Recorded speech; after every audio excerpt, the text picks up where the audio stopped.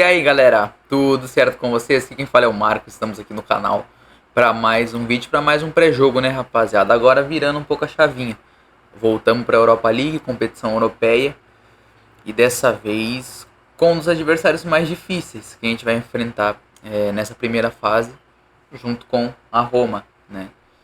Galatasaray, rapaziada, um time que está em ascensão, né? Principalmente lá no seu campeonato, no campeonato turco, é o líder, se eu não me engano. E vem jogando muito bem, né? Jogando muito bem assim, dentro dos padrões da Turquia, tá ok, né?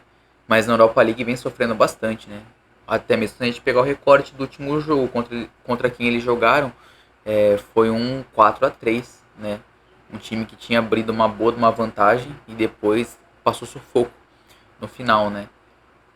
Nada muito diferente do Tottenham, né, rapaziada? Que vem de uma semana muito boa, mas que é um time que na maioria das vezes decepciona e oscila também, né? O que falta pro Tottenham, cara, é um pouco mais de constância nas partidas, né? A verdade é essa, manter uma pegada e seguir firme, porque tem futebol para isso. A gente já viu em bastante jogos nessa temporada que teve até agora que tem potencial para manter uma sequência e seguir nessa pegada.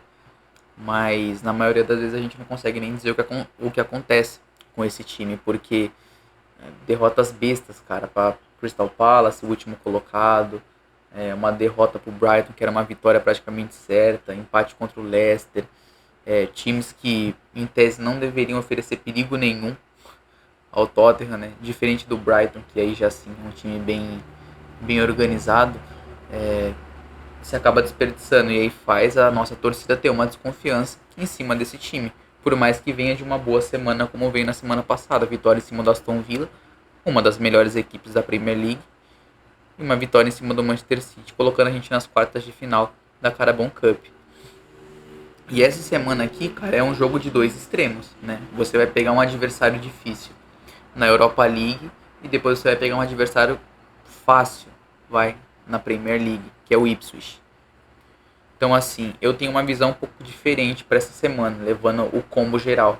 Eu acho que poupar, cara, você não deve poupar de jeito nenhum contra o Galatasaray, porque é um dos jogos mais difíceis e vai ser o jogo da rodada, né? O jogo mais grande da rodada.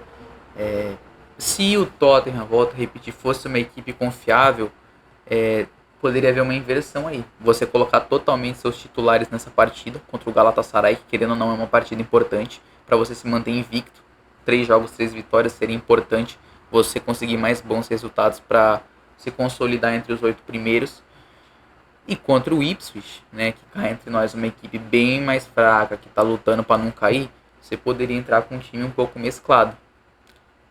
Só que qual que é o problema, né? O problema é que você é o Tottenham. Se você fizer isso, mesmo que seja contra o Ipswich na Premier League, tu pode tomar uma derrota, né? Porque isso é Tottenham. Se fosse outro time, você fala, pô, vamos inverter. Se fosse o Manchester City a fazer isso. Se bem que o Manchester City tá um pouco estranho, mas enfim, ainda é o City.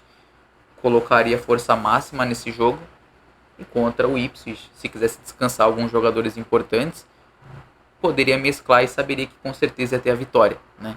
Mas a gente é o Tottenham, como eu venho a dizer, isso é muito complicado.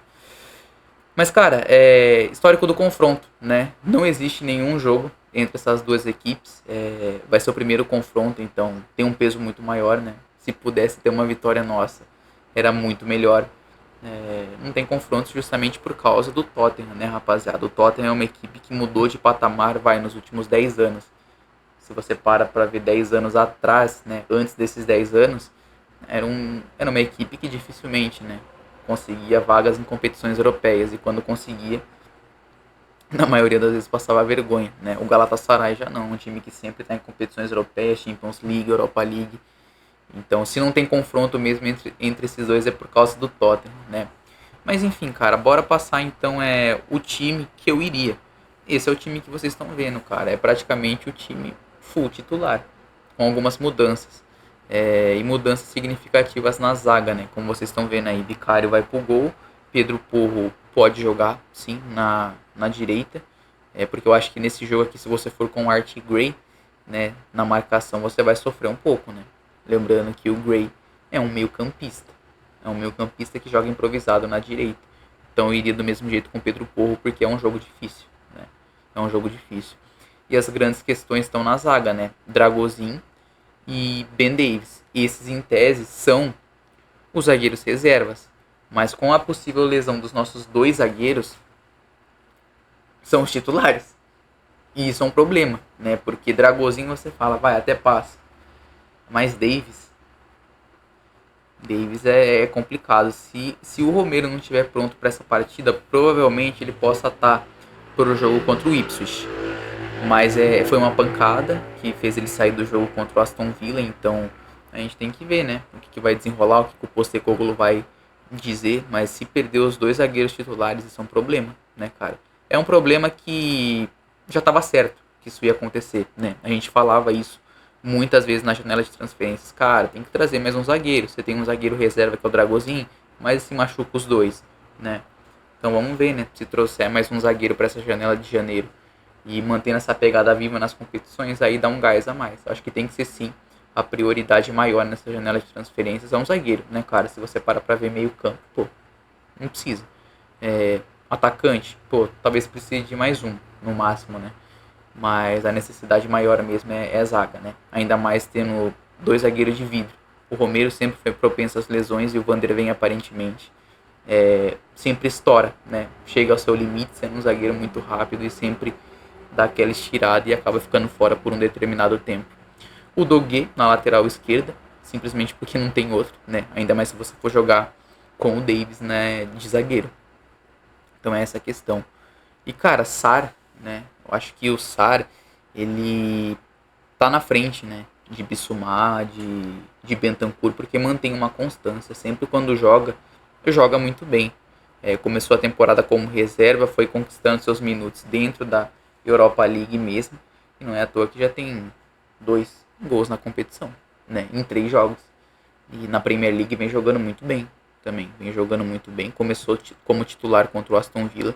Então acho que é propenso o Sar pegar essa titularidade logo logo. Se é que já não pegou, né? Porque não dá pra saber. Porque o Andy foi com um time mais fechadinho um pouco, vai, contra o Aston Villa. Tirando o Madison e colocando o próprio Sar. Mas agora vamos ver, né? Quando for jogar com aquela formação de Kulusevski e Madison no meio campo, quem que vai ser o volante principal dele. Eu acho que vai acabar sendo o Sar com o passar do tempo mesmo. Tá jogando muito. Kulusevski e Madison, né? Nesse meio campo aí que é muito criativo. Mais pela parte do Kulusevski, que essa temporada tá fenomenal, né? Se achou, eu acho que se achou na carreira com essa mudança de posição que fez muito bem a ele, se tornou meio campista e joga o que joga, né? Vem dando muitas assistências, até um pouco acima do Madison, né?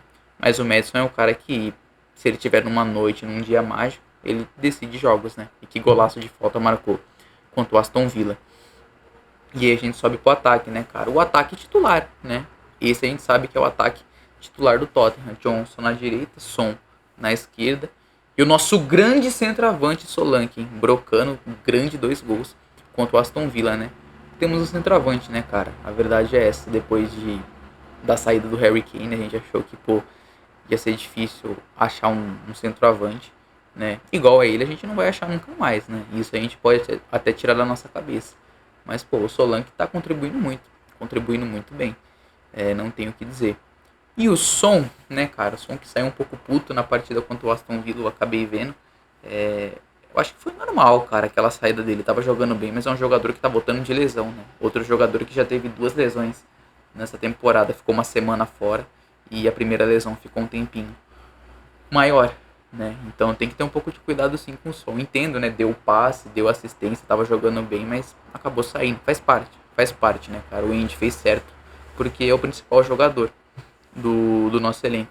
O jogador decisivo, o jogador individual que pode decidir qualquer jogo, então tem que preservar. E cara, essa é a escalação. É como eu falo, o jogo mais difícil da semana é esse, né? É esse. É contra o Galatasaray. É importante você pontuar uma derrota aí. Não chega a ser catastrófico, porque a gente vem muito bem. 3 vitórias seguidas em 3 jogos. Mas, né, é bom você já ir consolidando você permanecer nesses 8 primeiros logo de uma vez. para não correr risco, mais pros jogos do final do ano, que vai apertar pra caramba, né? Essa é uma temporada que, com esse novo formato das competições europeias, você tem mais jogos, né? Então a chance de acabar tendo uma lesão, de você estourar, é muito mais fácil hoje em dia com essa mudança. Então já ir decidindo essas coisas enquanto tá com o calendário um pouco mais de boa é importante demais. Mas rapaziada, é isso, não tem muito mais o que dizer. Tô com uma expectativa boa até para esse jogo, vamos ver o que vai dar. Espero que vocês tenham gostado, não esqueça de se inscrever no canal, deixar seu like que é muito importante pra gente continuar crescendo cada vez mais. Quem também puder ser membro do canal é um baita de um suporte pra gente. Até a próxima e fui!